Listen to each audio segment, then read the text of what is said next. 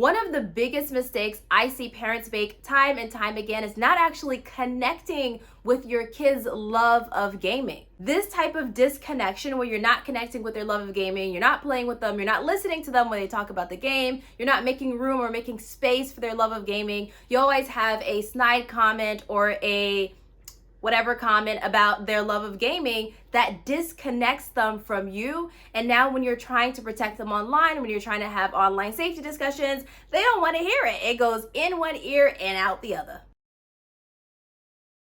Hey, I'm CyberFareedah. I'm an award-winning Forbes 30 Under 30 internet safety expert, and this entire channel is all about how you can protect your kids online. I've been an avid gamer since I was 13 years old. You probably can spot the headphones somewhere in the screen. And I also have a background in cybersecurity awareness, threat intelligence, and so all of that combined gives me quite a unique perspective on gaming safety. So let's just say that I can see both sides of the conversation, both the child side, the teen side, and the parent side. And I'm here to bring all of the harmony and actionable tips so that you can protect your kids online without all the headache. The second gaming safety mistake to avoid is not securing your kids' accounts. Not actually thinking about security, safety, privacy. That is super important for your kids gaming online. Check to see if the game that your kids are playing actually has a kids account and a parent account. Because if so, if you decided to create the game for your kid and you're putting in your own birth date, then that means that the game is going to be set, the age appropriateness will be set to your age versus your kid's age, and I've seen that happen time and time again. So if they allow you to have a child account, create a child account with the proper year. You don't have to do like their exact birth date if you don't want to, but at least put the year that they were born in so that everything can be age appropriate. If your child is too young to be interacting online, you do not believe that they're mature enough to be reacting to strangers or whatever,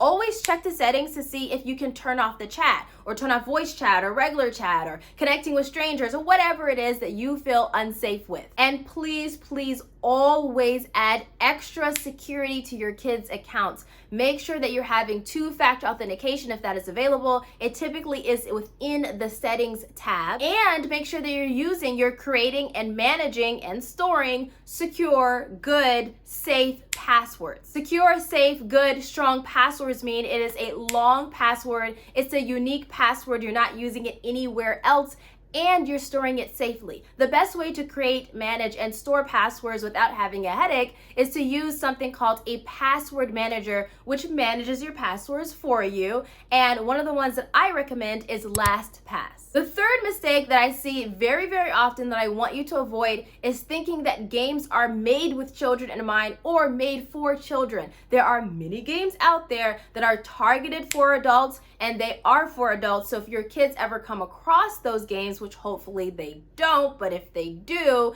know that just because they want to download it or all their friends are playing it, just check to see, is it actually age appropriate? Just because it says 13 plus, maybe your kid is a little bit mature enough and they can do it at 11 or 12, or maybe you want to wait until they're 16. You have to decide as a family, but don't just assume that just because it's a game in virtual reality on the headset or on the PC, on the personal computer or your mobile phone or iPad, that it's safe for kids, because it may not be. And that also means that those games, because they're geared towards adults and not set up for kids, they do not have the safety and parental features that you need, especially if your kids are younger. The fourth mistake is feeling bad for not understanding the gaming online whole world of that. No one was born with this information. You're not going to know exactly innately how to protect your kids on the internet. You know how to protect your kids in general, but on the internet is a completely different ball game, but a lot of the same principles actually apply. So give yourself some grace, ask for help. Do not feel like, oh, I'm dumb, I'm stupid, or I'm not tech savvy, or I don't understand gaming, so therefore I can't protect my kids online. You can be non-tech savvy and not understand gaming and 100% protect your kids online,